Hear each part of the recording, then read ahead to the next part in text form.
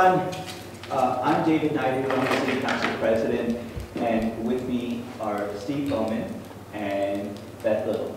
Steve represents Ward 2, so if you guys think about Springfield Avenue and Broad Street as the dividing lines, everything this side of it, that's Steve's territory, if you will. And Beth is the at-large representative. So she's got the entire city, and I have Ward 1. So for those of you who haven't been to a previous council on the road, and that's not too surprising because we started this initiative this year, so this is the first time, I think, in the history of council has ever done something like this. The idea is really simple. It is that we come out, and the reason why we don't have the full council, in case you're wondering, is if we had the full council, we would have public notice and all of this kind of stuff, and it would be much more formalized, and that's what we had last night, a formal council proceeding. This is much more informal. This is simply you guys, basically we're here to hear your questions, concerns, try to answer them the best we can. What I'd like to do is first tell you about our previous council on the road, since this is our second one. I'll tell you what happened at that one, and then that may give you a sense of what to expect in this one or how we can do it. But it's kind of a free format. It's not, it's nothing organized, and in part it's not organized because this is, we're trying to just learn from you guys as to what the issues are. I think sometimes people, when they come to a council meeting, because they're standing in front of a dais and you get 3 minutes to talk and it's all very formal, people become like, you know, there's not an interactive. It's perfectly fine here for people, if somebody raises a question and another person in the audience knows the answer, just say, hey, I've got the answer here, I'll tell you, because we're trying to just have a discussion among residents, right? We're all residents in the same town. So the previous council we had was at Wallace Chapel. We started off really intentionally going to the eastern side of Summit because sometimes I think folks in that area of town feel as if they're not listened to or heard about. And we wanted to make sure that we, exactly, right? So we wanted to make sure people understood that we do care, we are listening, and I think sometimes the best way to show a person that you care is to actually go up and show up in front of them. So a couple of things that we did, and I'll just list off some of the issues, and maybe some of them are concerns for you guys tonight, and then you'll hear what we did. So one was lighting on South Street. There were a couple of residents that spoke of the fact that on South Street they did not have lighting, and so we contacted JCP&L and they put lighting on South Street, so that was accomplished, so that was nice. You know, it might not be a big, necessarily a huge issue as things go, but for them it is, and that made a difference, and so that's one thing. People said on Park Avenue in Springfield, the intersection is very difficult when you're on Park Avenue because of how the road is, that the sightlines are bad, right? So among the suggestions that were given out was, can a mirror be put there so people could see? Unfortunately, the state came back, told us that the state no longer allows you to put mirrors. Engineering by itself, because of the narrowness of the road and the road conditions, it can't be just an engineered solution. But we're looking into whether signage would be the appropriate way of dealing with it. So that's not an accomplished thing, but what we're trying to do is show that things also get processed. Speed bumps on Woodland.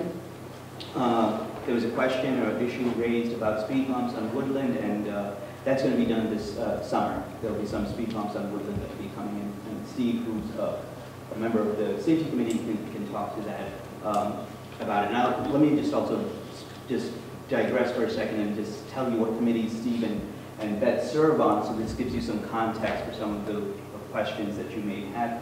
So Steve serves on the Works Committee. So what does Works do? Works looks at things like sewers and the infrastructure. It doesn't necessarily do roads. Roads are handled by the Buildings and Grounds Committee, but it does do a lot of those stuff. Actually, maybe even roads. Yeah, you do roads. Yeah, I wasn't going to correct you, David. No, but you do roads. I'm sorry. You do the paving and everything. Right. So, Yeah. So, and then he's the chair of the Works Committee, and he's also a member of the Safety Committee. And I'm going to turn it over in a minute to them to explain more about themselves. And Beth is on the Finance Committee and the General Services Committee. Finance, by its very nature, you can probably understand what that is, the city's budget and so forth. And General Services has jurisdiction over parking, it has jurisdiction over the Department of Community Programs, so the pool, the golf course, all of those kinds of things. And then finally, let me just talk about the commercial vehicles, which was a big issue down in the discussion when we had on Wallace Chapel. And so the first thing that was done was researching about which properties are grandfathered to allow for commercial vehicles in their lots. About 10 properties were not grandfathered. They were sent letters to telling them that they were not grandfathered. Subsequently, I know people have communicated with me and told me that folks have made complaints to the police department, which is what we actually encourage, that people notify the police about the conditions. And as of today, their summons is going to be issued to people who are parking illegally in those places. So that's an overview of what we were up to and from the last meeting. The mayor will join us. She has office hours till 7:30, so 6:30 to 7:30 she has office hours today. So she said after that she will join us. And with that, I'm going to turn it over to Steve and Beth to give a little bit more about themselves or whatever they want to describe. Whoever wants to start first. Ladies first. And then we'll open it up. I'll take it first. Yeah. So, Steve Bowman, as David, thank you, David. And we're doing first names, we're not doing councilman and all that kind of good stuff. We'll go first name business. Keep casual. So, as David was saying, I am Councilman Ward 2. This is my second year, if you will. Won last year in 2016. And I am on the Public Works as chair. I was also on that last year with Richard's son. And then I am as chairman this year. So as David was saying, we do the paving of the roads and all that kind of good stuff that either makes you happy or makes you entirely frustrated when you go to the road and it's being paved or whatever that is. So we do an awful lot of the work in July and August because that is the time that most people, or we have more people out of town, so it's the and without school going on, it's a good time to do it.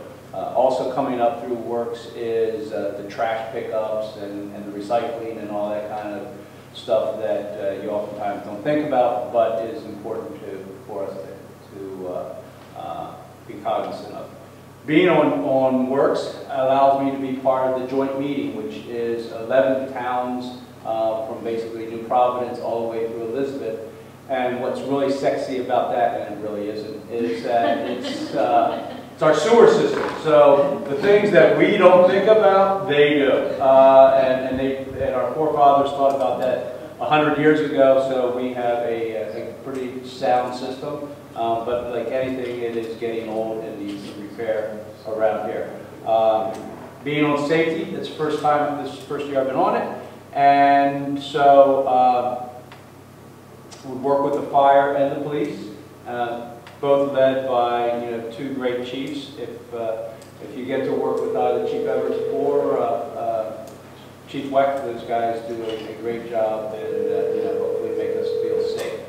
Personally, got a wife and a kid, and live over by Kings. So is that enough for you, or? Whatever you guys want to describe. All right. I'll hand it off to you. So I'm Beth Little. This is my first year on council. I was elected in November, started in January, and I jumped right in as chair of the Finance Committee, which was a great way to be introduced to council because we started working right away on the budgets, which meant that I got to meet with all the chairs of all the department heads in the city, really talk through what their goals for this coming year were, what they tried to accomplish last year, go through really in depth in all the departments in the city. So that was a very interesting process, and we worked a lot on that the first few months of the year. And as hopefully you all have seen, we brought the municipal budget in a 0% increase. It was flat flat budget, and we reduced the capital expenditures by 22%, which means that going forward, we'll have less costs in debt service. So we were really happy to do that. Also, I sit on the Board of School Estimates, which deals with the school budgets. So I was, waist deep in budgets for the first few weeks and months of the year. And the school budget also came in under 2%. I'm also the liaison to the Board of Ed, so working with our excellent schools here at Summit. My other roles as council, I serve on the General Services Committee, which deals, as Dave said, deals with the pool and the golf course and the parking, things like that. And I'm also on Stephen and I both are on the Summit Downtown Board. I am the council liaison on the Housing Authority, which deals with public housing.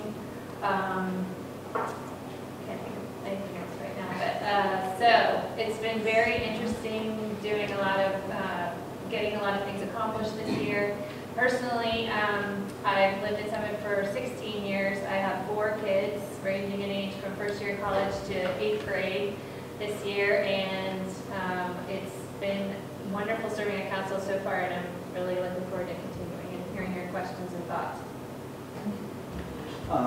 So at this point in time, first of all, I want to thank the First Aid Squad for hosting us, and also thank you guys all for coming out tonight.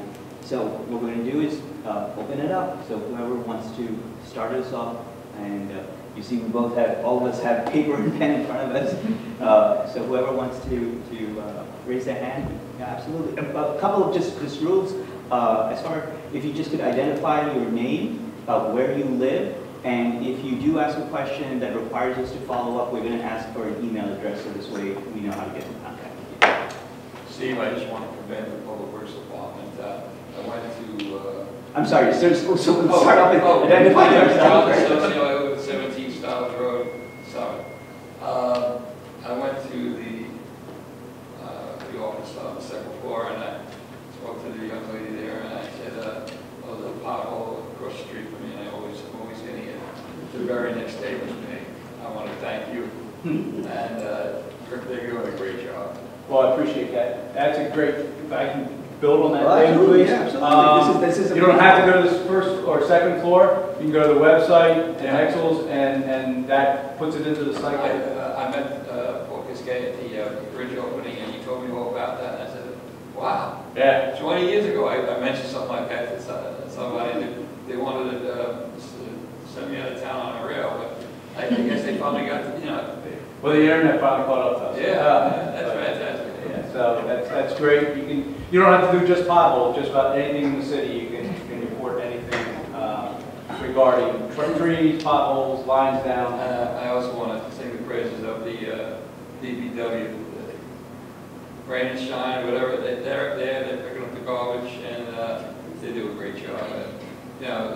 Not everybody's going to come in with a complaint. I think, let's start this meeting. That's a great way to Okay, start. that's a good way. And now we can go to the complaints.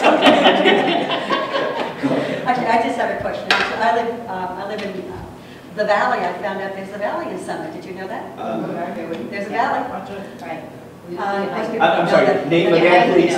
So the Valley. I live on Stockton Road. Your name? My name is Kathy Valentes. Thank you. I just had two questions, or actually comments. On the new bridges, I went over the bridge, and I went to make a right-hand turn onto DeForest. And the road just, you can't make a right-hand turn. And is that a county road or state road or? Morris Avenue is a county road. County road. Because if you go down to that road, you can't make a right-hand turn onto DeForest going up past Ken Place School, the way that the concrete comes out. Yes. And I was told that there used to be, I hate the used to be's, no right turn sign there. I went there today, there is the left turn lane and straight. But there should be something there. Take a ride down Do you there and think try to you make can't a make a right. right onto Ken Place Boulevard? Is Try that what it. you're thinking? Try Ken it. Place Boulevard when you get to the bottom of the bridge? Yes, Okay. try making that right turn. Okay. The road sticks out, and Right, you really need right, something right. because, Okay. or the line for the oncoming cars should be set back probably 40 feet around in that area. Right. And then another thing, John had mentioned the sanitation. I read in the newspaper, I think it was last week, that the county has a new policy with regard to recycling. I would never have known this unless I saw it in the newspaper, and most people don't get the newspaper anymore, unless you might have something in the local ledger. With regard to newspaper recycling, a lot of us put them in the plastic, the brown bags with the yellow plastic bag. You cannot use the plastic anymore. The plastic is to go to your recycling center at the ShopRite, the Kings, or wherever. You can't put it in your garbage anymore.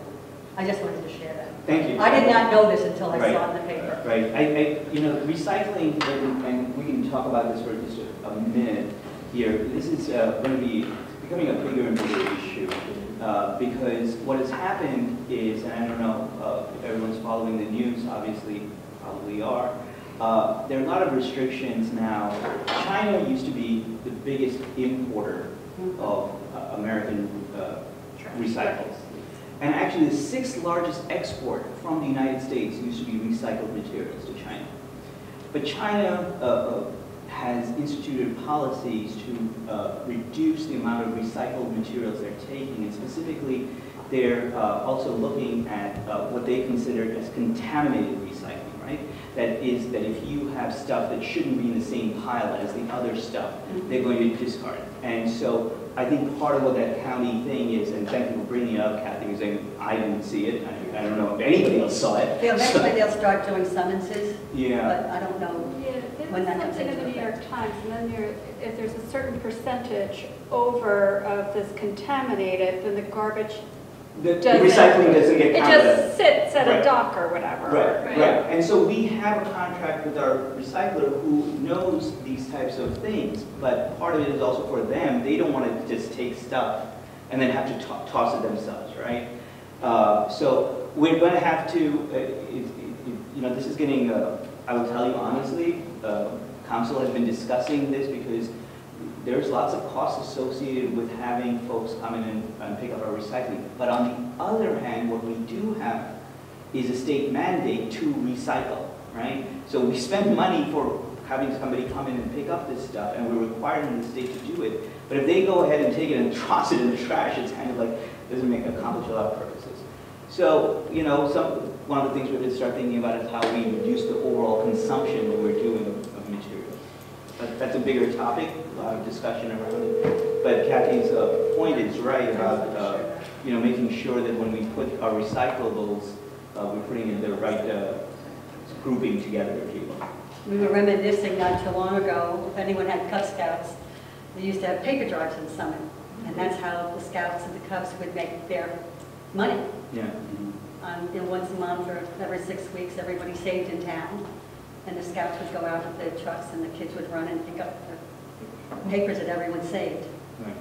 So now they can't do that anymore. I just want to mention too that the Recycling Advisory Committee and the Green Team in Summit, both of which have websites and Facebook pages, they both put out a lot of really helpful information about how to recycle, what can be recycled, how to reduce waste. There's lots of really helpful information both on the websites and their Facebook pages. They put out videos every once in a while about the things to watch to inform you about what their new rules are and keeping everyone up to date. So if you haven't been able to check those out, I would recommend it. Those are great. Yes, ma'am. Hi, it's Bernadette Yeager from Summit Willow Road. I have 2 questions. Sure. I have been asking the city about getting our roads paved, Huntley Road and Willow Road. They're telling me it could be 2 to 3 years from now. I don't know if the road's going to make it that long. It's really in very bad shape. And I'd like to have speed bumps or stop signs, something, because they come up off of 24, come up Willow Road, and it's like a racetrack. And then they come up and they go up Clark Street and around, and they're on 2 wheels. So the stop sign on which road now? Any road you want to put it on, Willow Road? Or with whether Willow or Huntley, it doesn't matter. It is, it's a cut through because they can go up and they can miss all of Broad Street, so they're going like, it's really bad. Yeah, we'll look into it. They do grade these roads every year. Yeah, I know. And Who grades them every year? Who grades them? City engineer. City engineers go out and grade them, and there is a scale that they go about. Next question, what time of day can they grade? Can we get somebody out there to look at this road? Why don't we do this? Let me look into so you're looking at Willow and Huntley. Huntley. Huntley. Huntley. And we will have them do the investigation, and You then, got it. Let me just generally answer this. I think there's lots of, my own road, when I go down my road, I'm like, wow, okay, this road needs to be repaved. I think there's lots of roads in town that have, no, well, let me just finish. So what I think we should do, and we'll talk about this in council, is try and make this process a little bit more transparent. Because I think a lot of people, when they look at their road, and then so that you know what's the scale, how it's graded, and then to have, maybe, have people revisit some of these roads. Because sometimes what happens is, you know, you have a major storm, you have, whether it's because of trees uprooted, or you have flooding, or whatever you do, and so if something's been graded at one point in time, and a couple of years later, or a year later, it looks very different. And so what we'll try to do is try to have it much more transparent so people can see what's going on with their roads. Well, I'm Steve, going there's a to second. say this because Sure. I'm there all my life. I'm 4 generations right there in that spot, okay? The road's been paved once. Willow Road. Right. Huntley Road's only been done once paved, but it's been patched a lot. And they've done those small stones once on ours. I do. That's- like I said, 4 We understand generations, exactly what that's you're a long saying. time. No, we understand exactly what you're saying. We understand. And like I said, And looking speed into bumps, this- we need something. We've been looking into stop signs, and if you, at the last 2 council meetings, we've approved a number of new stop signs and new 4-way stop signs. So that's something that's, I know, I'm not Oh, trying to it's speak to everyone on terrible. the safety committee, but that's something that the police and the safety committee are really looking at, where we can install new stop signs, where we can install these speed tables, where we can put these traffic calming measures in around town to make the roads safer, because Well, that's, we need something there. when we go door to door and talk to people, or we do meetings like this, we hear about 2 things: affordability and safety, over and over and over again. So those are our focuses. That's what we're trying, that's what we're really trying to concentrate on and focus on. So just in the last 2 council meetings, we've approved, 8 new stop signs in different areas. So we will How do we definitely get pass this this looked on, at? that they This can is look going- at, that they can look at your road as well. Okay. Right, so now that you identified it, this is something that we will, Yeah. that we will follow up Thank on. you. There is a process that goes through before installing a new stop sign, just so I can let you know. No, I is that they understand. put they have devices that they can put on the road that measure the speed and measure how, the cars going through the intersections and all those types of things, so that they can do an analysis of where the stop signs are most effective. And then it goes to the safety committee, correct? well, yeah. And then it gets sent to the council as a whole. Well, it has to be, there's a lot of steps Yeah. included in that, and a lot depends on the city engineer. A lot of this gets thrown at the city engineer under his bailiwick, because he has to have every intersection that has either a speed bump or not, intersection won't have a speed bump, but a road that has a speed bump or any kind of extra engineering has to have a battery of different issues, or have a score, if you will, that says he has this sight line and this and that and this level of traffic, and we're not going to put a speed bump up where only 1 car goes over. Not that that's what's going on here, but that's in its simplest fashion. So we'll put this on to be studied, both Willow, Huntley, and if anyone else wants to throw onto the queue, we can definitely create a list and we'll go from there. Thank you. Yes, ma'am. My name is Mary Jo Macucci DeFonso. I live at 12 Washington Avenue. I have lived at 71 and 73 Springfield Avenue. Out of my 54 years, I have lived in Summit for 43 of them.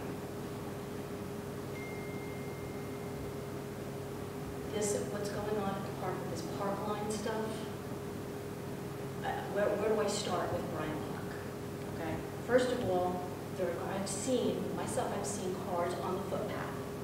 I've called the county. I have complained. Cars drive. I'm not kidding you. Cars are driving on the footpath. They put up authorized vehicle only signs. That was the response. I said, you need a gate. Last time I saw a car in there, I called the cops, and I told the cop, somebody is going to get killed. And that's when something's going to get done. And he looked at me like I had 3 heads. I said, you're walking around this park. You don't expect to see a car driving on the footpath. Until the person got to the footbridge, that's when she realized, oh, I shouldn't be driving on here. I should try driving back. And I've seen it more than once. There's a no smoking sign in the park. I'm in that park every day walking my dogs. I can't even begin to tell you how many cigarette butts I find around the park, around the park. Okay? The one sign, I took a picture of it today. The one sign that was posted, ordinance, whatever it is from 2010, it's by a tree on the ground. One guy pursued my daughter when she told him there was no smoking in this park. He drove all the way around to the other side, showed me where the sign is, and my daughter took it off the tree and held it up to him. Here it is. If you're at the top end of the park, you don't go down the bottom. People never see this sign. But I called the county repeatedly. Oh, we have to actually catch somebody smoking to do anything about it. Really? Right. The other thing is the crossing in the parking lot Springfield Avenue. Thank you. That's Thank an you. accident waiting to happen. Thank you. I can't believe that was approved. Yes, I can't tell you, I encourage you to go down to Bryant Park on a sunny Sunday afternoon, not in July, in September or October after school starts, when the weather cools off a little bit and people are walking around the park. You cannot get out of your driveway if you live on Springfield Avenue, because I don't know who the brain surgeon was who decided to cram all those parking spaces into Springfield Avenue, but they did it. On And both now sides. you can't get out of driveways. My mother lives at 71. She's 80 years old now. When she knows that when it's a nice day, she doesn't go out because she can't. But the danger of that is that they've allowed parking on both sides of that street. Yep. And if Because there they're crammed is as an much as they oncoming possibly truck and a Yep. car, that's a head-on collision waiting to happen. Yep. I cannot believe the county approved that. It's very dangerous. And now there's a pedestrian sign. There's a pedestrian sign with the flashing lights and the whatever by the middle school. Why is it that one resident is any more important than another? Why don't we have those by us? We have that thing in the street now. My tenant complains that he can't get out of his driveway when there's cars coming past because now that sign is there. I understand the purpose of it, but, you know, as my father would say, there's advantages and disadvantages. He would say it's like everything, and I never understood what he said when he meant when he said that, but there's advantages and disadvantages to everything. So, yes, there's a sign there now, pedestrian crosswalk, but now you have to worry about hitting it or becoming airborne and hit somebody. This park line thing that's suggested, again, I don't know who the brainchild is behind this. East Summit is congested enough. We don't need any more traffic. We don't need any more people. I don't know whose decision it was to bring all that and have this park line thing end at Bryant Park. Really? So the park line is not built yet, right? I don't care. We don't need it. We don't want it. I I think understand. I can I see just- that. I just want to make it clear Everybody that we have, knows that so what you're seeing now is not people adding from the park line. It's going to get worse. Right, so, and the Bryant Park issue, obviously, you've contacted the county, but they have not done anything. They don't care. They laugh at me. I was there when the guy did this. He was plowing the path because it had snowed. I appreciate that. I walk my dogs. That's great. He got stuck around the first loop where the nature trail is. Not the nature trail, I'm sorry, called the first loop. He got stuck. He had to turn his machine around and go back. When he got stuck, he made ruts in the dirt. Couldn't get out. I understand that. You know how long those ruts sat there? You know how many times I had to call the county to say, somebody needs to fill these in. Now, they've got different guys cutting the grass. Now, there's even more ruts. You know, they say, you know, don't let water lie because it's a mosquito breeding ground. Mosquitoes are having a field day, let me tell you. Okay? There's more ruts than ever. I called the county, you guys need to come fix this. They don't care. Okay, we will follow up then. Through Am I the right? city. Who goes to the park? No, They're you're not right. You're maintaining very the right. property. They're not maintaining the property. Not at all, not at all. It's how fast can we get the grass cut? You know, they leave clumps all over, it's a mess. And we'll do what we Not can do, doing maybe it. contact the county as council and see if we can Yes. get some actual. But my whole reason for coming here today was this parkland thing. What, this is a done deal? No, no. It's not. And Well, can I hope you told them I'm sorry. Yes, I did. I just finished my office hours, so not that I was wanting to be late. But Yes, we did something. We did. thank you. No, it's not a done deal. and we want the communities involved. There may be perceptions that somehow things are always a done deal. It's not a done deal, right? We want people to be involved. There is, I will tell you, I was the only council member to vote against the parkland when Beth and Steve weren't on the council at that point in time, so they don't take fault or credit for it. But when it came up, I voted against it. There's the only one. So, but the reason I voted against it at that point in time is because I thought that the deal with the county was a bad deal that we ended up getting. Because we took all the responsibility. The county was very happy to give us the responsibility for maintaining something that we otherwise had responsibility to take care of, which is the track. Now, people who would argue for the park line, and I'll give you their arguments. One, they said, you know, this was one way to ensure there was a time period where there was a threat that that rail line would be reactivated. And then you would have trains that would take garbage or whatever. Well, they can't, because Springfield built their firehouse on the tracks. Right. Doesn't matter.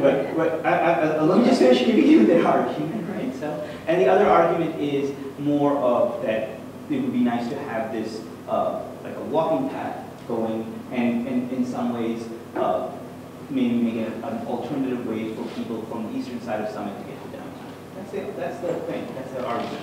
You realize how high the hill is? I'm giving you what the argument is, right? So I'm giving you what the argument is. And I wish they were here so they could argue it for themselves instead of my arguing somebody else's position.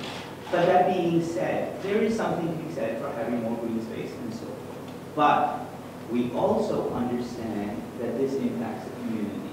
And that's not lost upon any of us. And so we don't want you guys to think that somehow there's some backroom deal that's made a determination that that's the end of it. We want the community.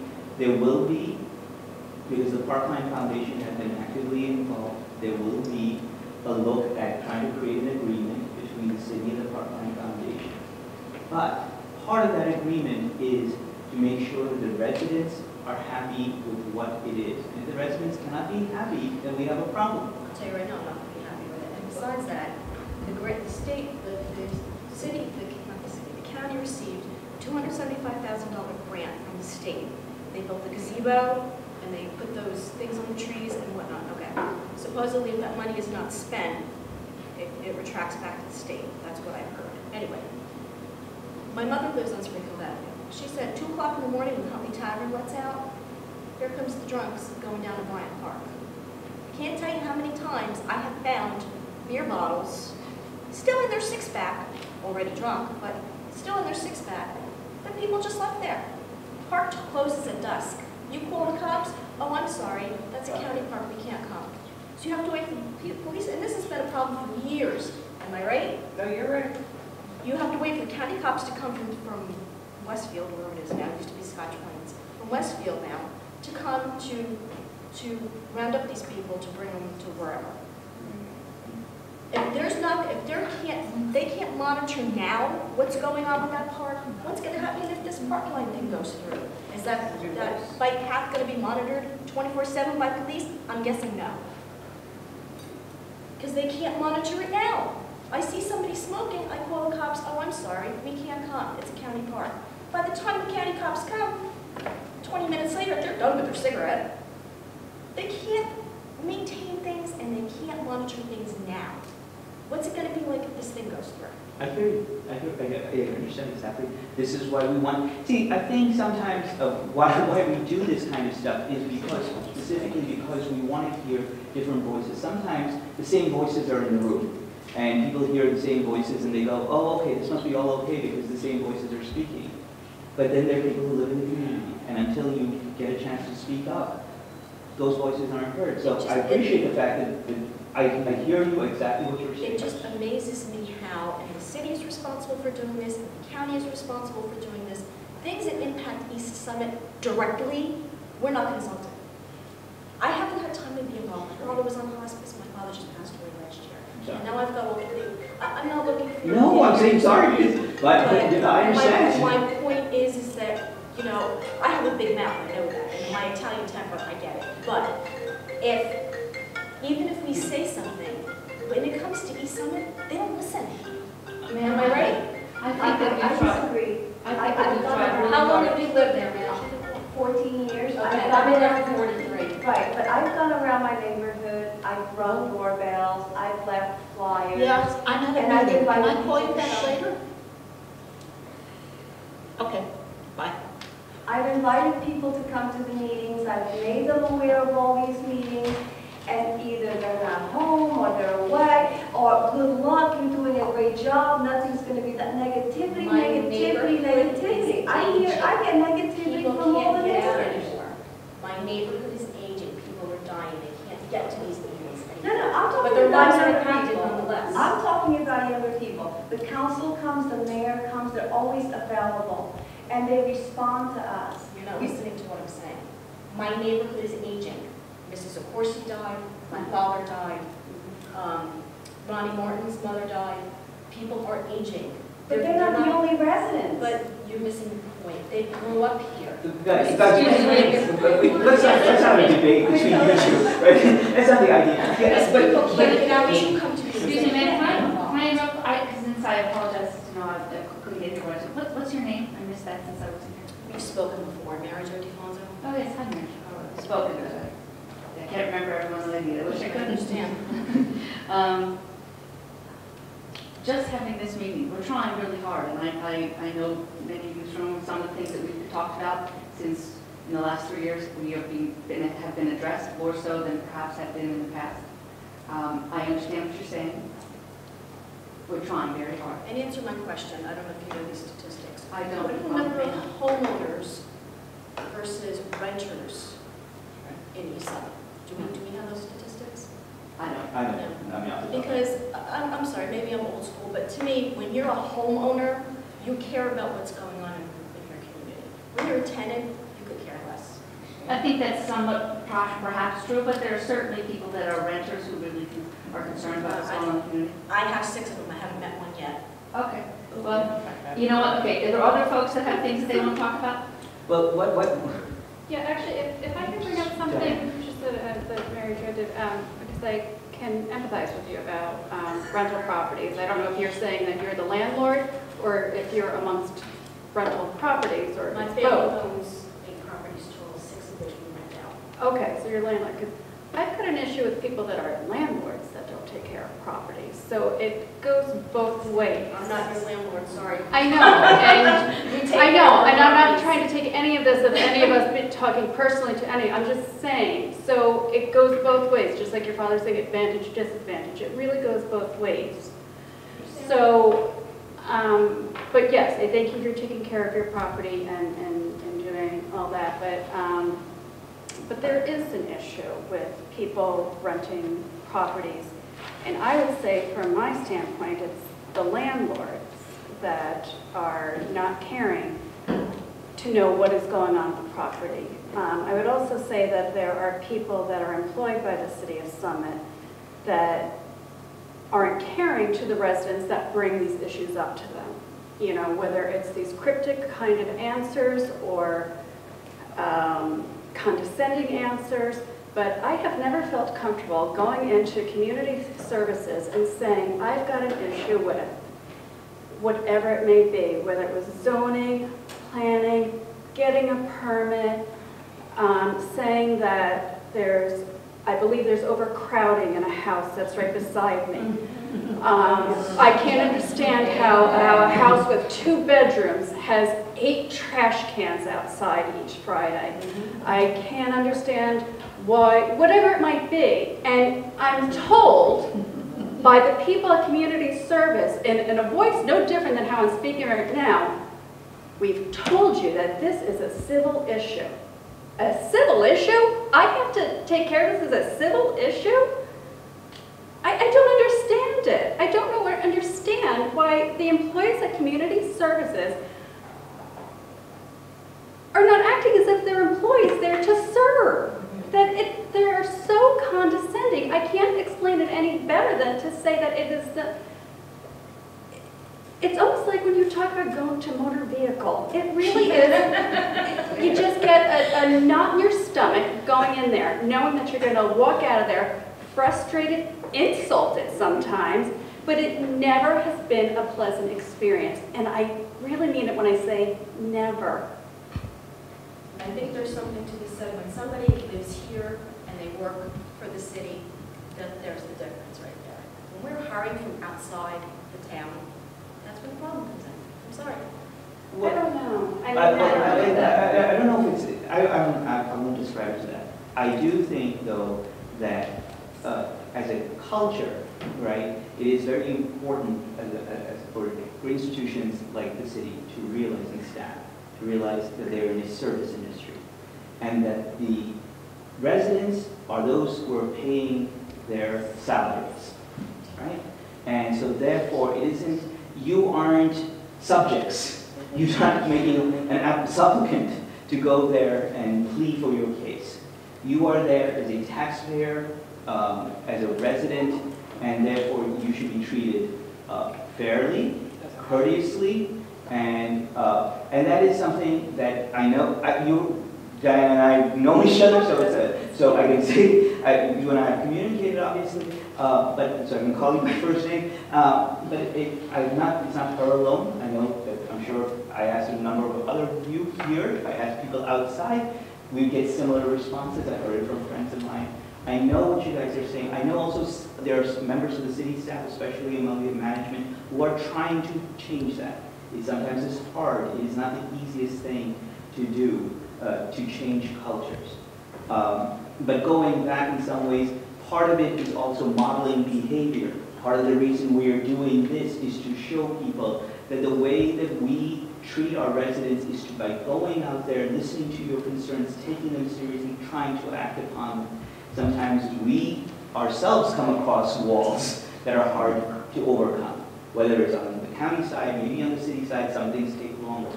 We will also, in defense of some of the city employees, have to say, there's lots of demands made on their time, right? And so sometimes when we are asking them, do this, do that, and do this, there's also, when I'm asking them to do 3 things, Steve may be asking them to do 3 things, Beth is asking, Nora's asking them, and they're trying to juggle between all of those things. So there's a little bit of a balancing that, in fairness to everything. But as a bottom line issue, nobody should be treated badly.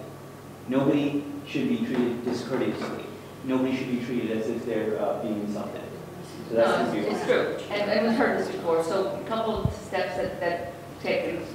One, well, multiple things, but it's far from being fixed. So I am not disagreeing with you at all. Thank you for acknowledging. No. None of us are. It's really helpful, really, that it's acknowledged. I mean, Dean knows that it's something that needs to be addressed. So one thing, we have cameras now at the desk, at the front desk there. There's a picture that's a sign. Well, that's one. They just hired another person who's as a number 2 sort of management level person, whose primary task, along with helping with sort of getting permits through and all this stuff, is customer service, training, retraining the people at the front line.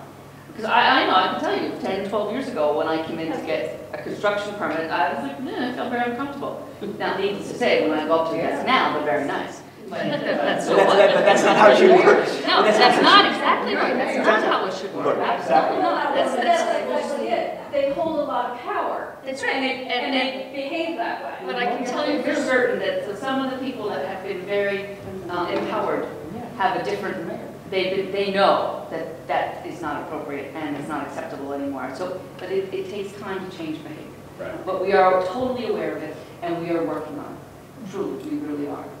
Senior management knows, the people and the staff know, they work hard, but they do work hard, and we have tough, our construction laws are strong because we want to have our city look the way it does.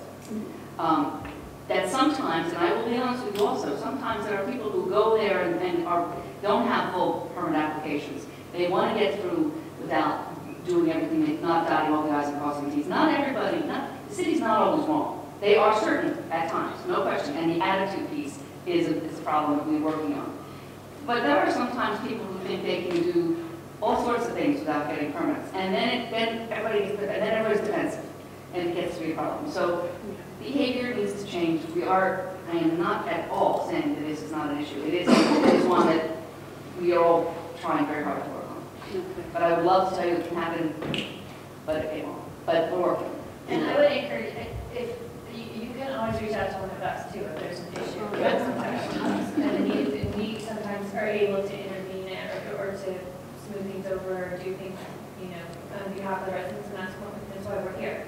The other issue, one of the things that's hopefully going to alleviate this, besides the training and besides the new, working on customer service, is that the online permitting system went into place this fall, which is really going to help everyone in a lot of ways, because now the permitting process can be followed online. Once you apply for a permit, you get a login, you get a code. You can log in anytime and see exactly where your permit is in the process. You can follow it. So that's going to alleviate a lot of the phone calls and the questions and the people coming and asking them. And it's going to give them more time to focus on getting the permit through and following through it. So hopefully that will also alleviate some of what's going on too, because it's going to make the process more transparent and allow us to see where the logjams are, after a period of time, and see where things are getting held up. And it also is going to take some of the burden off of the staff, so that they aren't feeling as defensive and as overwhelmed. Yes, because that may be part of some of the things that are going on, because not everyone's going there with an issue that has to do with permits or Exactly. And then when you're getting the flack for constantly asking, like, what's happening with my permit? What's happening with my permit? They aren't doing the other things, and maybe they're feeling defensive and overworked and aren't responding appropriately when someone comes in to ask them about something else. So hopefully, all of these things working together will help some of the issues that are going on. Yes, ma'am. My name is Linda Walker. I live at 15 Russell Place. My first issue is speaking on behalf of the residents of Vito Gallo Housing. I've known residents there since the housing opened up, and I was there this afternoon with people from St. John's Lutheran Church. We do a worship service there once a month. And I mentioned to the residents, I bring cake and coffee that we have afterwards, were there any concerns that they had that I was going to be attending this meeting? And they have what I feel is a very serious concern over, from the way they described it, almost half of the washers and dryers in that facility are not working. They only have 5 for 125 units. And that very directly, because I sit on the Housing Authority, and that we, and the Housing Authority Board, I'm not a member of the board, I'm just the council liaison, but the board just approved replacing washers and dryers in the senior housing. Oh, So well, that's been the capital expenditure for this year. would you please ask them to share that with the residents, because they're very They are concerned. aware that those washers and dryers need to be replaced. They're going to be replacing them with high efficiency machines that will use less power and that are industrial, high use machines. Yeah. So, and that they are not, they're not going to be coin operated either. There's going to be like a pass, and that should be good for everyone. So Well, if that, ask them to share that with the residents, because that was the first thing out there. I'll take care of that. But that has been addressed, and Okay. they were aware of that. So thank you for bringing that to our Thank you. attention too. What about the heating units? I don't know about the heating units. Is there Well, a I've message heard with from heating some units? residents that they know of residents that don't use them in the wintertime. They'll use space heaters because their electric bills are so high because the units are so old and inefficient. Okay, I'll look into it. We have a whole capital improvement plan with, laid out per year with what things are going to be improved in each building, and I will look into when the heating units are going to be replaced in that building. Thank you. Because I know those kind of things, the building's 30 years old now, Yep, Oh, more right. than that. and those things are wearing out, need to be replaced. Yep. My second concern or request is, I really appreciate and want to say thank you to the council and the mayor for the community center that's being rebuilt on Morris Avenue. I think that's going to be a real asset in East Summit. But we've had this past winter a storm that knocked out the electricity for a lot of folks in East Summit for almost a week. I had a neighbor across the street with a 3-week-old baby, and they were in very dire straits. They had no family in the area. And it was very cold at night. It was down below 0. We need more than a warming center. We need a shelter when we have power outages like that. And I'm wondering, now that the community center is going to have showers and locker rooms and more space, could we partner with the Red Cross to set up a shelter, not a warming center, but a shelter, where people could stay overnight and get a hot meal, especially when we've had storms like Sandy and this past winter storm? That's something we could consider, but at that week, when we had no power, 1/3 of our households in town were out of power. Right. So that's 2,200 households. So certainly, there would be no way that the community center could handle 2,200 households. No, but But East Summit, they could handle certain situations, and it wasn't just East Summit where some people were seriously suffering. There were other places in town where they had elderly families with very young children who had no heat or power. So yes, it's something that we would look into, something that was considered when we were coming up with the plans for the community center. I can't definitively say that it's something we could do right now, but we always are looking at ways to make it more. East Summit has a lot of people that do not have transportation too. They walk and ride bicycles, and in a storm like that winter storm that we had, they had no access to leave. That was also the case in other areas, in the area around Washington School. Right. And in that area, and there were certain places in the center of town, downtown, they don't have access to, they don't have cars. Right. So, it is not just an East Summit issue, but it is certainly a Summit issue. And then I think it's something that we would certainly look at. And my recollection is that earlier this year, we agreed upon having a larger generator, if I remember, didn't we? It was for the community center, Yes. so this way that it could be, It's going to be a natural gas generator, but to Nora's point of making it a warming versus a all-night center, that would have to be worked out. But we also had several churches that were providing in the YMCA, and in an event like we just went through, it takes a village or the whole community to work and look out for everyone else. And that's what I thought we did a great job at the end. I think our neighbors and residents did respond to each other's needs. Granted, some people may have been missed because, a neighbor didn't look into it. But I think we have to become more cognizant of that. And one of the things that, by law, if you open a shelter, you must open it to anyone who comes to your door. They do not have to live in somewhere. So anyone, anywhere, knows that the community center is a shelter, would have to be given access to the shelter. So I just think we should be aware of that. We could end up having, 90% of people there, non-Summit residents. So that is something that's to be considered when we take a look at this. yes, ma'am. Hi, Julia Conley, Pearl Street. CONFELLY. And I just want to piggyback on this young lady, Diane. I think that's your name? Yes.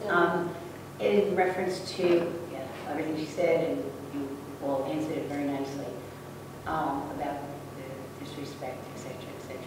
However, my complaint, and many of them, not only myself, have experienced it, I know from firsthand knowledge, and other friends or residents in the area have experienced the same issue, is that when we bring a complaint, not necessarily going there to get a permit or anything, but we have a complaint, we find, and I know I'm asking you to all address this, that they most times, more than not, take the side of the landlord rather than the resident.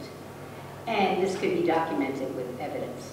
In other words, they don't look into it, they give you their answer, and I don't want to hear about they're busy, they're this, they're that, because their answers are very short and not with credence of documentation to look into an issue, just what they want to say. And that's not, I'm not the only one that's experienced that. Can you use an example?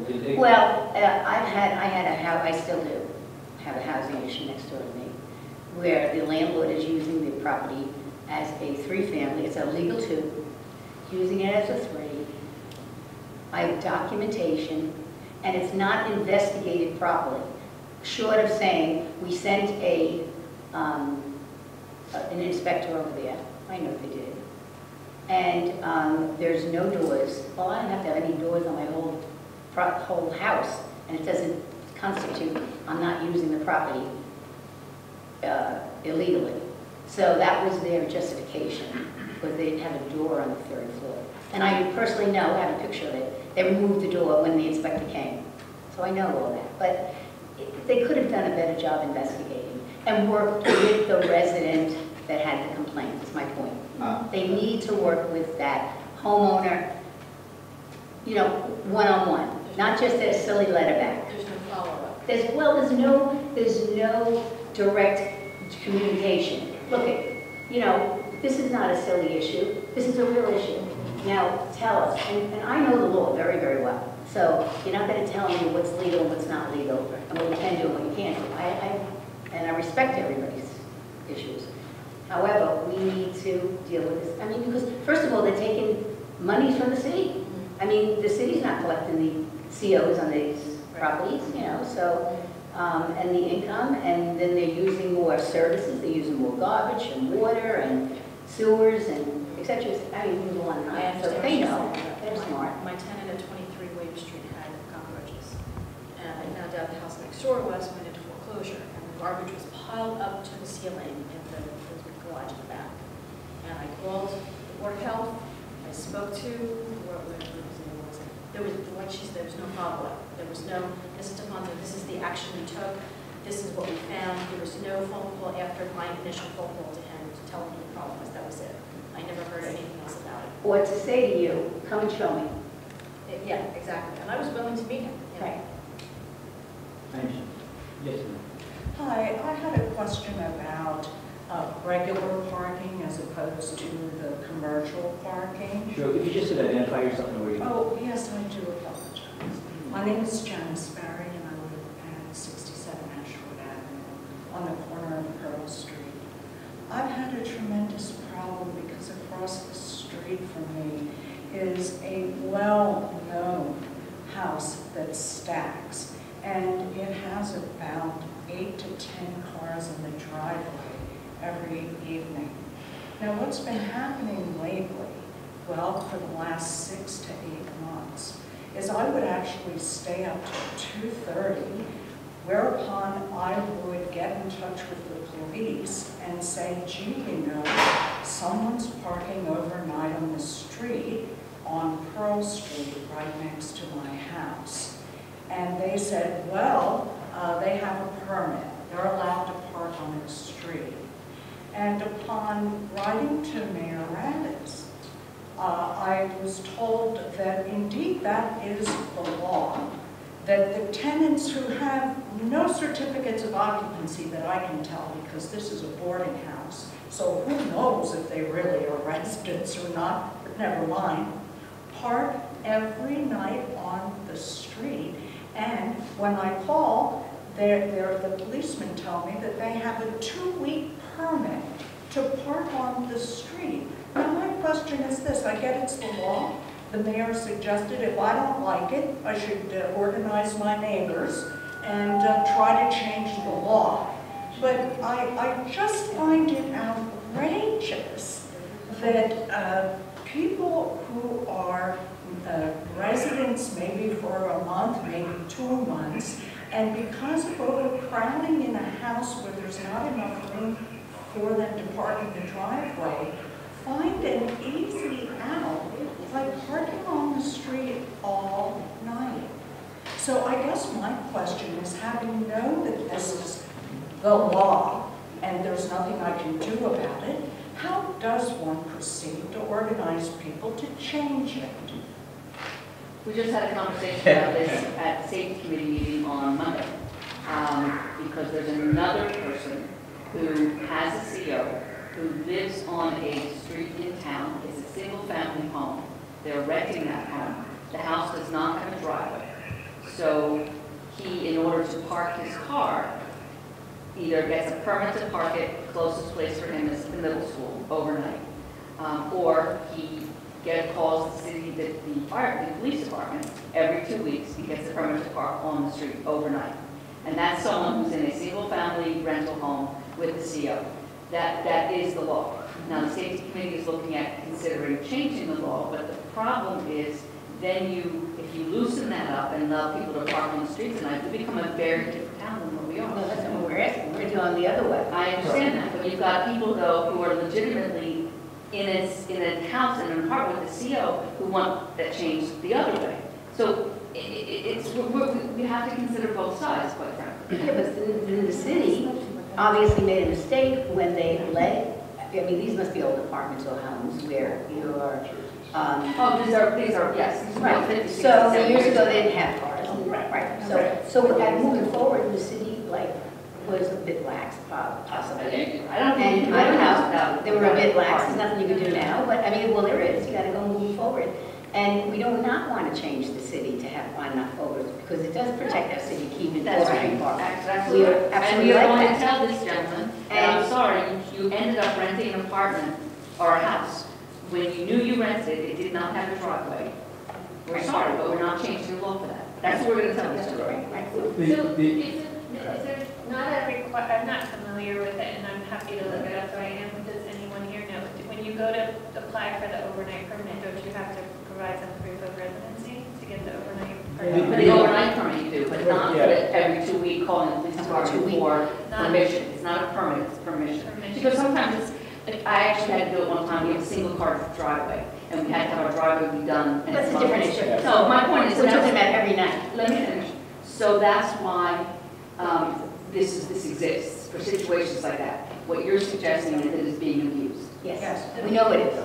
We have evidence. Maybe we You know, can, I've sent pictures, maybe it we doesn't can flag matter. it. Maybe we can flag it with the police department that, you know. for- That's what Bob, well, go ahead, yeah, go ahead, see. I mean, the intent, as Mayor had just described, is for the for the house that is having a 2-week project that they Parkland Street they have done. That is the intent of this 2-week deal.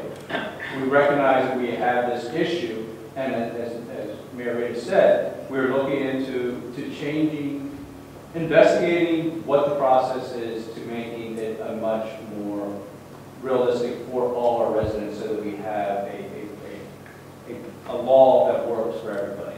Now, do I expect that I don't know what the outcome is going to be, but I know that we don't want to have our streets being parked up with cars on the street, so that would address where your concerns are. Do you agree with that? Also, we did pass an ordinance earlier, a resolution, I don't know if it was a resolution earlier this year that prevents anyone from parking anywhere that's not in a driveway. So when we were going in East Summit and talking to people, that we heard that some of these stack houses, the cars were parking on the grass and in the backyards and like anywhere they could get space. And we did pass a resolution earlier this year prohibiting parking from anywhere except the driveway and allowing the police department, specifically in the resolution, to allow the police department to issue summonses for any cars that weren't parked in a legal driveway. So that was to try to address some of these issues with stacking, because that would allow the police department to summons these cars if there were extra cars being parked.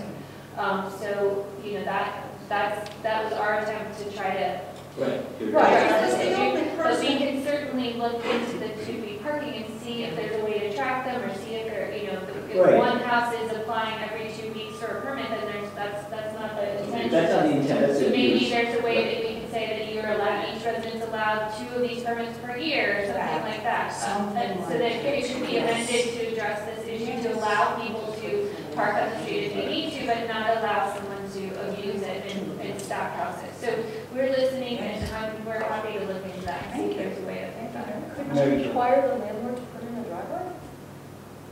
Well, No, Depends no, on the- they depends haven't. on the size, don't need the side setbacks. They have not. You might need to know, Kathy. Can I just ask a question? Yep. When I drive around town, basically in East Summit and some on West Summit, I actually call it West Summit, but it's North Summit. It still drives me crazy in this town, we have North Summit, East Summit. Anyway,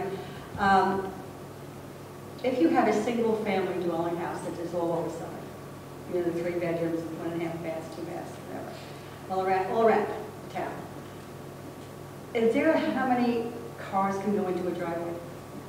Is there a restriction on the number of I cars? know, of course.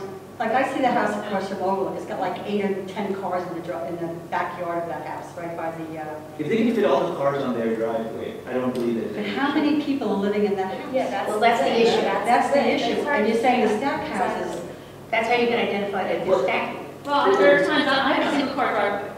And there were times when we'd have 4 cars in my driveway. That's what and the like, Oh, yeah, but I mean, I understand that. But I mean, I just, like, I drive by the one on Morris Avenue across from the hospital. I see all the cars in that driveway. That's a single-family house. Three, I think there's 3 discs on there, so that means they've got 3 different discs going in there. And it's a stacking house, obviously, but, and I know we can't do anything about stacking houses, but they're not safe. There's mattress spaces. Yeah, well, it's an issue, we're very aware of trying to address it because there are safety issues. And that's So just these are a some of the hard things one, we're just doing to address, to say that you can only park in the driveways, that's one issue.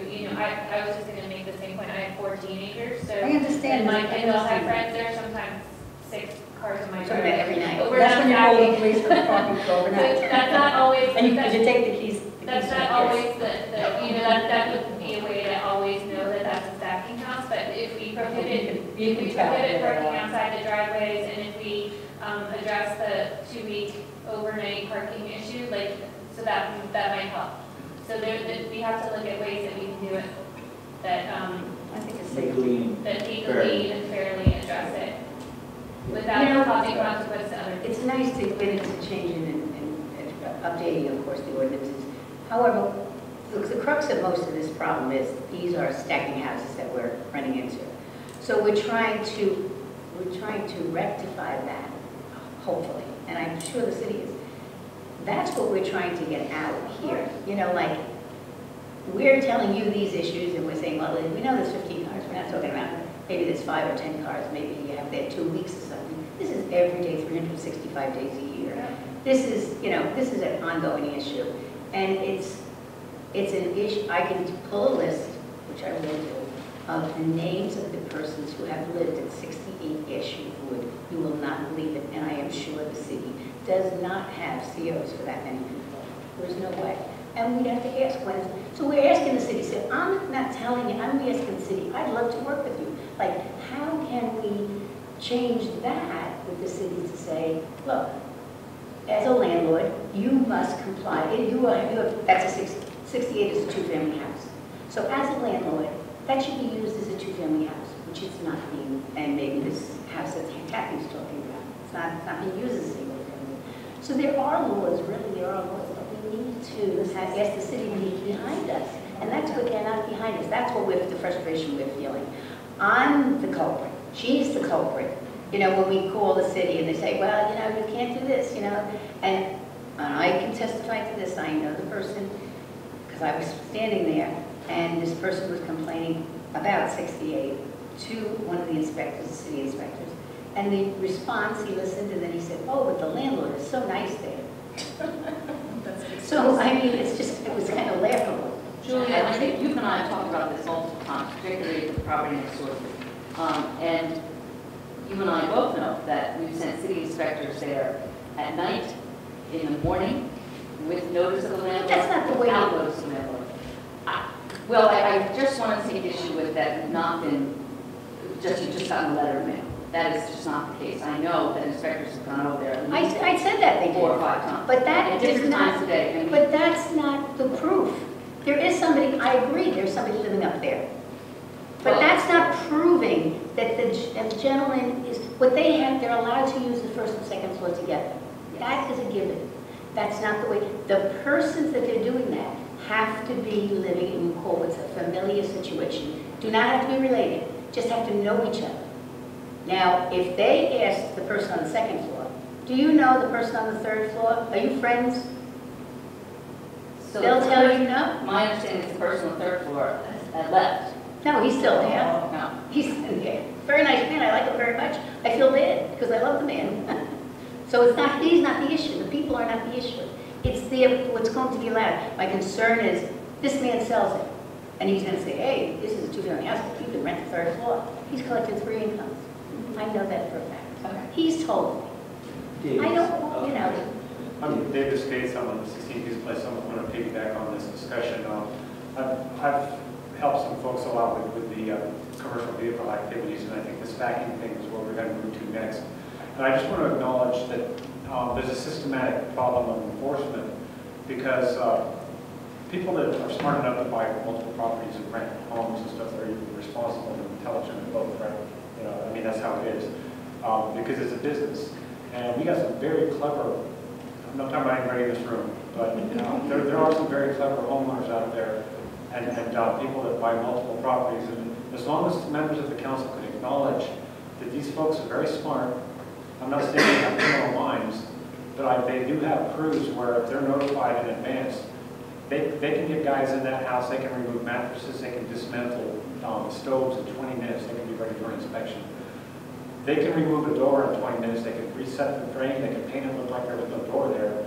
You can smell there used to be a door there because of the fresh paint. But you're going to be out, town did its job, they left, and then the door gets reinstalled. I'm rambling a little bit, but I'm just saying you're up against a very sophisticated group of people here. And I'm not blaming the town for not catching them because they know we were coming and they're very good at it. So I think when we start to address these stacking issues, it's going to be difficult because both sides, the town and the residences, are going to struggle with this.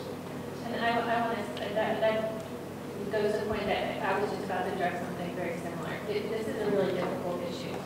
And when you're talking about laws, I'm a former prosecutor.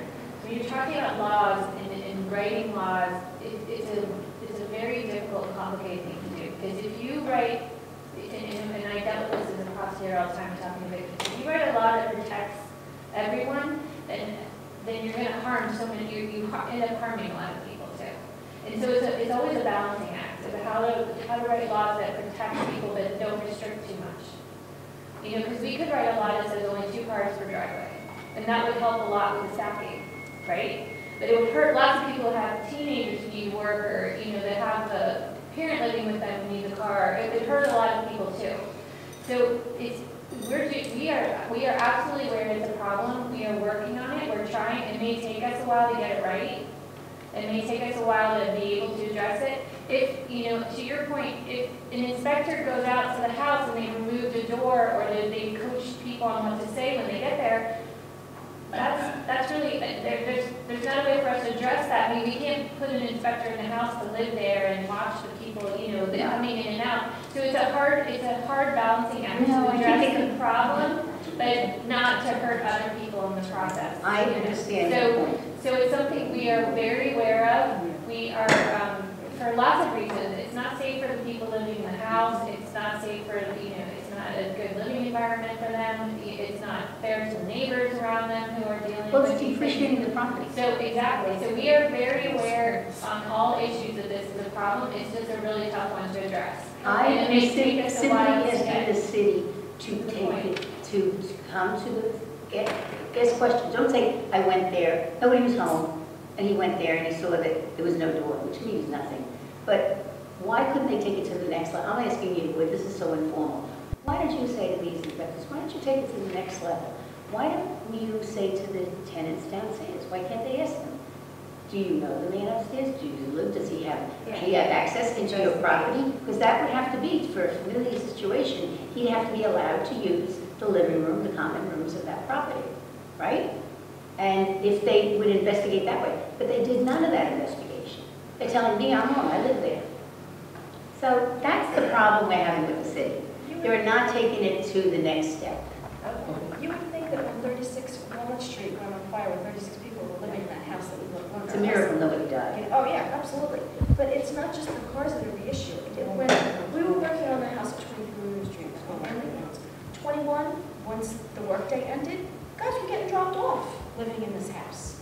So I understand it's an issue where you are, but you can't necessarily base it on. We know that it's happening, and we are trying to. It's not that we're not disputing with you that it's happening. No, we know you know. We are not disputing it. We are acknowledging that it's happening, and we're acknowledging the problem, and we're acknowledging that there are steps that we need to take to fix it that haven't been taken yet, that we're working on, and that we're going to, have to keep trying and keep trying to perfect the process so that we can get there. And our commitment to you is that we are focusing on this, and we are going to keep working on it. I mean, I guess I told you a couple steps we've already done Right. to help address it, and talked about some things that we can look into, and we will keep working on it. And hopefully you will go back and speak to these people. Right. So let me try to put some, because we've been talking about a stacking issue for some time now. But let me try to put this in context about what we're trying to accomplish, right? So if you think about it, we started this council in January. We're sitting here in July. When we started this process, I talked to Davis about it, and we were saying part of the reason to do this is because to hear folks about all of these issues and try to address them. Some of them are thorny, difficult issues. They're not that easy to just come to a conclusion. But as Beth mentioned, or everyone's mentioned, some of the steps we have taken have been specifically there to address it. So now we've moved really in a way, because we started off with talking a lot about commercial vehicles. The first meeting we sat around talking about commercial vehicles and all these commercial vehicles. What are you guys going to do about that? Well, we started tackling them, and as I said, they started issuing summons now to those things, to vehicles. We found out the research took some time because this is like going back in old archives. It's not like as if sitting there with some computer. You're taking old books and seeing whether or not your deed, you are allowed grandfather to have commercial vehicles. Because the other thing is, if we screw it up and we get it wrong, somebody's going to sue the city and say, hey, what the heck? I have a right. You took it away from me. So what I'm saying is, now we're talking tonight mostly about, well, look, we've got multi-families or multiple people, whether with families or individuals living in places that probably weren't designed or are not legally permitted to have that many people. That's what we've been talking a fair amount, right? So now we have to go back and start looking into how we tackle that in a thoughtful, legal, conscientious way that actually addresses the problem. It won't be easy. I'm not going to say to you, oh, the next of these, which is going to be in September, by the way, we'll have a solution right there in the front of you. But we have identified some specific homes during the course. Now, you may have had 3 individuals, one or some of us, but not necessarily all of us. This is like for most of you, I'm meeting most of you for the first time. I'm hearing most of your issues for the first time from you directly. So we're hearing it, and we'll take it back, and we'll try to figure out how this is done. The way council works is not for council to go and talk to the specific inspectors, right? Because we're council, we go ahead, we have administration, we have a city administrator who then has department heads, who then have people that report to them. And then we set an agenda and we set a tone about what it is that we care about. That's what council does. We try to reflect what you, the residents, want us to do. And we then say to the city employees, look, this is what we're hearing. Whether it's because we're hearing that people are not being courteous and being respectful to residents who are coming, or we're hearing that folks are not either going through the process or being as forward-thinking or being as interactive as they need to be. That's what we're hearing from you, and that's what we will take back and say, listen, this is what people are telling us, do something about it. So I hope that helps. Yes? Helen Complaint, 16 Hughes Place. So regarding the stacking, and this is just a suggestion, because this has been coming up for many years. A city, like for example, Hillside, I looked at their certificate of occupancy, because there are towns that have been dealing with these types of issues over the years, and they've resolved them. I think the certificate of occupancy of Hillside is worth looking at. It's very specific. Certain aspects of it will be like a criminal act if, it's worth No, thank you. No, that's very helpful. That is very helpful. Because that's what we're looking for. Yes. We need you guys all to help us Yes. with solutions. I was going to contact Union, I was going to contact the council or some of the governance in Union, because Union has had that problem too. And these towns have resolved at least that aspect of it, So I think Hillside is worth looking at. And in terms of the commercial vehicles, you may want to look at Westfield. Westfield had a problem like this. There were a lot, it was like a free-for-all, and they have resolved it too. I contacted one of their councilmen, and actually they had to refer me to somebody else, because every time there's a new council, they don't know what happened in the past. But Westfield really eliminated their commercial vehicle problem. So there's towns that, so our problems, especially in East Summit, are not unique to this part of the world, Other towns have had the same issues, but they've resolved them. So, it may be worth contacting Westfield and some of their council out because their school system is like fantastic, their ratings are high. So they've desegregated some of the schools that had more minorities. So they've really improved their entire status in terms of commercial vehicles, distribution of students and everything. So I'm being told by a number of people who live there that all these issues that we're complaining about, because our complaints are going out of Summit. I'm going to Westfield, I'm going to Hillside, I'm going to Union. So I'm spreading the word, in other words, you know, and they're coming back to me saying, oh, we've resolved this. We already went through this. So Westfield and Hillside, the certificate of occupancy of Hillside is worth looking at. Thank you. I talked to somebody, actually I saw a copy of it. Where are they parked? They have commercial vehicles on the road. Just contact, Westfield has resolved this. Okay. So it's worth having a conversation. Absolutely. You kill a man's life. Anyone else? And I'm sorry, I never introduced myself to begin with. I'm Diane Leotis, 606 Springfield Avenue. I think I'm the only one that's not from East Summit, but I did grow up in East Summit. That's that way. Behind you, that's my way. What's her name? It's not necessary that everybody from that side has to send that side. It's a block. Yes. But I do want to bring up something that I don't know if this was an issue for others, but with the storm that we had and a lot of trees came down and yes, a lot of you lost power, there was nothing posted as to when the last date would be that branches would be picked up. This was. Where was it It was posted? posted on the city website, it was sent out on the city's Facebook page, it was sent out See, on but it's Tap on Into. Face. Sent out on Tap Into. It's on Tap? It was in Tap, and it was also on my Facebook page. Yeah, So, but- and it was the city website, and then we actually set out our last date, and then extended it, and we did it another time. So So we instead of just this did. X date, we ended up having like, maybe doing another again 2 weeks later. Because there was nothing at the transfer station, and I asked them, you know, when's the last date? And we had 8 trees that we took down ourselves that, you know, we had 8 tall cedar trees that are like 100 feet tall. And not only we helped our neighbors. Right. But then April 23rd comes around and they say, I'll need another pickup when I went down the job. No, we can't do it. Did you end up bringing it yourself, or did they end up coming No, around? I ended up having to pay quite a bit of money for someone to come by and chip it. Because they did come around, they said they were going to come around once, because they were also trying to, I mean, I have to be honest with you, I really felt that the city services did a great job. I thought they did do a great job, I but mean, I the swear, I amount- didn't see anything posted.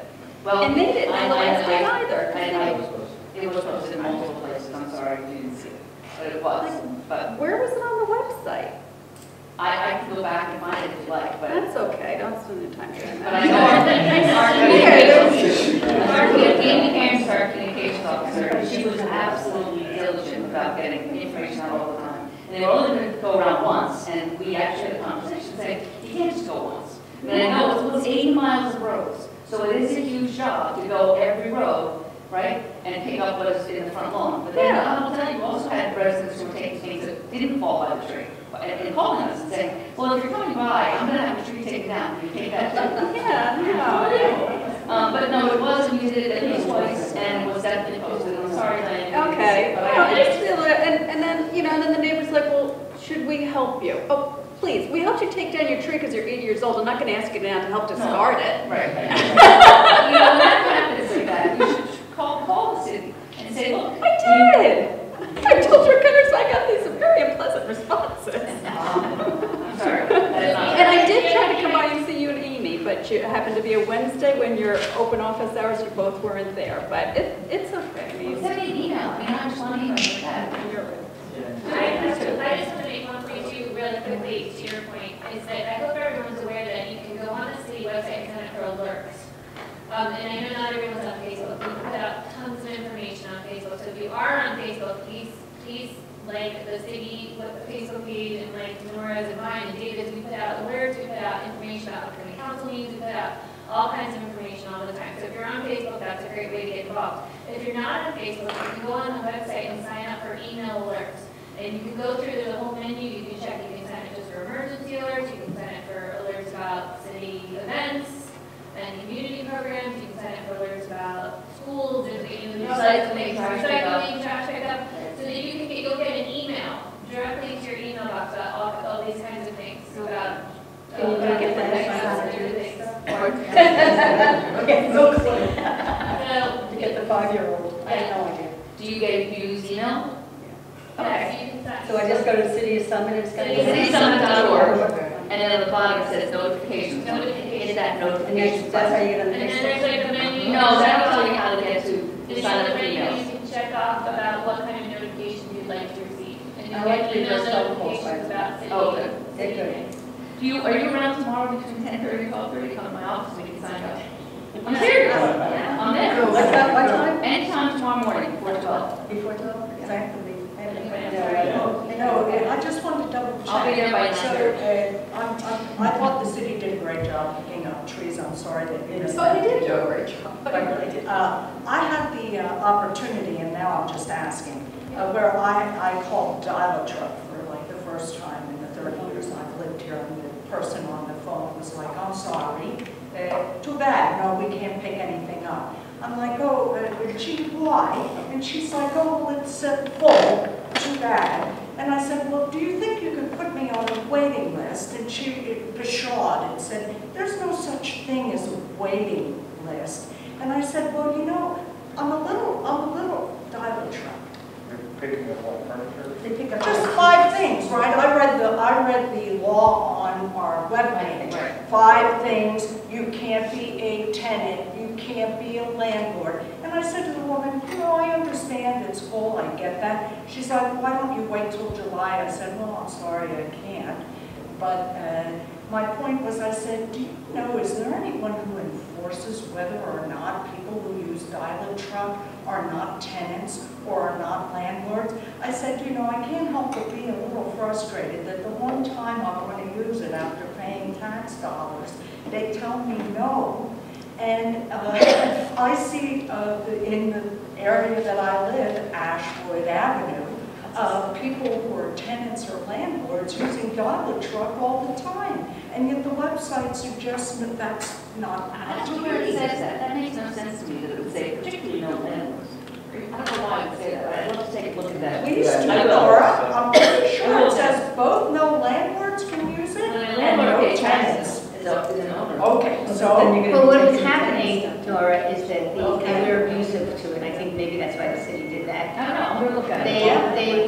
When a tenant would move, and particularly on Ashford Avenue, they dumped their whole house. Now we have pictures of it. They would put their whole house, they never moved anything with them, these people. And it was a monster of a thing. So they had to change things, I guess. anyway. Well, okay, that's, I don't know, just like. But can you do dial-a-truck on the website? Because here's my question. Was this woman just having a bad day? Is the truck really full? Was she giving me attitude? Who knows? I'll be in city tomorrow morning, I'll look at it. All right, because, you know, what was the result? I paid $150 and hired somebody. Right. So we were supposed, I'm sorry, we're supposed to be till 8:30. I don't want to hold people up from the rest of the. Short evening. question. Sure. Community centers, construction on schedule to open in September? No, No. never September. No. No? The best case scenario was the end of December. End of December? Yeah, and it probably, given the nightmare that was the month of March, it looks like it's more likely early January. Where's parking going to be today? I can't figure out how they're going to park. It's still going to be on the left side and some, I think, almost on the left side. If you're facing it this way, it's going to be on the left side. So they're going to go down the hill? I'm trying to figure it No, out. where's parking? There's a parking lot there, right? on the- Yeah, but it wasn't big enough for what you have now. No, they're adding more parking, sure. But it's hilly. I know, but I don't want to misspeak, so I'm not sure, but I You know have it's to more choose for parking. real people. It's more parking than was there, and there's a separate entrance for the seniors. And now the driveway is going to be right in front of the building. Yeah. So you can drive right in front of the building. It looks like it's going to really be nice. I think it's going to be great, but we're hoping I hope to it's see all the girls all there. year round. And it may be In the staged, summer. you know, they may, because it'll take a while to get into the whole business. Rather than waiting for the whole thing to be completed, finished, and punch listed and everything, they may open it up in phases. Okay. Just like doing with the bridge, obviously, there's still stuff that needs to be done with Morris Avenue Bridge, little things. And they wanted, the contractor wanted to open it, wait until it was all done. I was like, no. As soon as it's open and, as soon as it's drivable, let's do it. So, but it's not, but it will. It was never scheduled for September. It was always best case scenario. Well, we're hosting a couple of programs at St. John's, and they had said originally it would just be for a year. Well, I don't know, I can't tell you what St. John said. Well, that's why I asked. Right. But it's coming along beautifully, and Joseph is very happy with the progress and the quality of the construction. So it's going to be a great building. June retires in June, so it's got to be done before that. He's retired, but I think it's in January, but this is not. Yeah. So, one more question. Hopefully it's a quick one to answer. I've noticed when there's construction going on, Gulf News, for example, on Blackburn, and when there's been a police car that has to block traffic, and is there a reason why the motor is running the entire time? They have to be able to leave immediately for some kind of emergency. She has people passengers before, and they have to be, it's a law, they have to be ready to just go. I can't. All right. Thank you for answering. Yeah, it didn't make sense to me, but that's okay. Well, let me thank you all for coming out. Thank you. We will follow up, and for those of you who have asked specific questions or so forth, if you wouldn't mind just coming up, giving your email addresses, none of you have your email addresses, so if you give your email addresses, we can follow up and get back to you. Thank you all. Have a good night. Thank you.